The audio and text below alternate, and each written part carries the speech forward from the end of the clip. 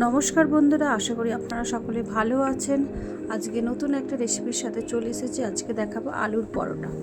তো প্রথমে আমি আটা নিয়ে নিয়েছি। আটা দিয়ে তার উপর নুন দিয়ে দিয়েছি আর দিয়ে দিলাম ময়ামের জন্য সাদা তেল। ভালো করে পুরো মিক্সড করে নেব। তারপর হালকা একটু উষ্ণ গরম জলে এটাকে মাখবো, আটাটাকে মাখবো।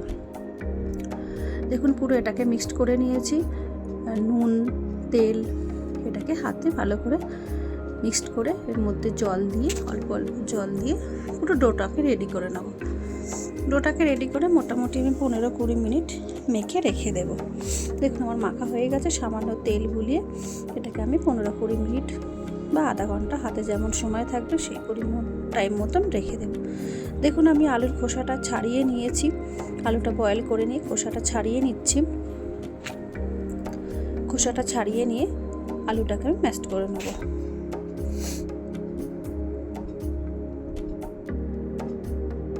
এর ওপর আমি দেখুন আলুটাকে ম্যাশ করে নিচ্ছি।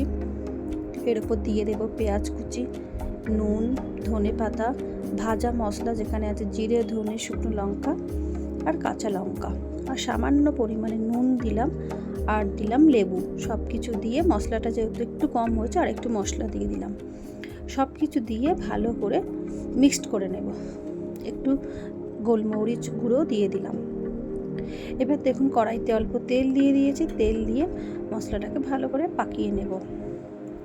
হালকা পুরো মশলাটাকে একটু কড়াইতে নেড়ে নেব। দেখুন এইভাবে কিছুক্ষণ 5-7 মিনিট, বেশিক্ষণ না, 5 থেকে 7 মিনিট মতন কড়াইতে বসিয়ে মেখে নিয়েছি। এবার একটা একটা করে ডো তৈরি করে নিয়েছি। ডোয়ের মধ্যে আমি পুরটাকে ভরে ভালো করে মুখটাকে আটকে দেব। দেখুন এইভাবে পুরো আমরা রেডি করে নিয়েছি।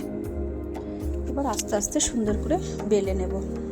প্রথমে হাতে করে চাড়িয়ে নেব, তারপরে বেলে নেব। আপনারা বাড়িতে একবার এইভাবে ট্রাই করুন, আশা করি ভালো লাগবে। ভালো লাগলে একটা লাইক, কমেন্ট, শেয়ার করবেন। অবশ্যই লাইক কমেন্ট করে জানাবেন। একটা লাইকে আমাকে নেক্সট ভিডিও বানানোর জন্য অনেক মোটিভেশন করবে। দেখুন আমি তাওয়ায় বসিয়ে দিয়েছি। তাওয়ায় প্রথমে সেঁকে নেব। দুপিঠটা এপিট ওপিট করে সেঁকে নেব।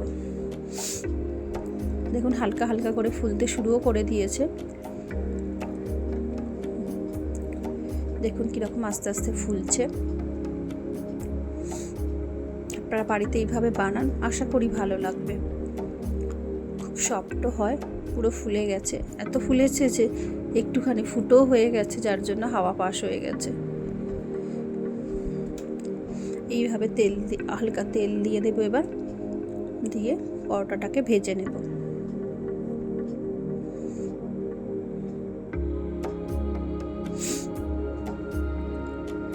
আপনারা বাড়িতে এইভাবে একবার ট্রাই করুন, আশা করি ভালো লাগবে। দেখুন আমি টক দই আর সসের সাথে এটা গরম গরম সার্ভ করেছি।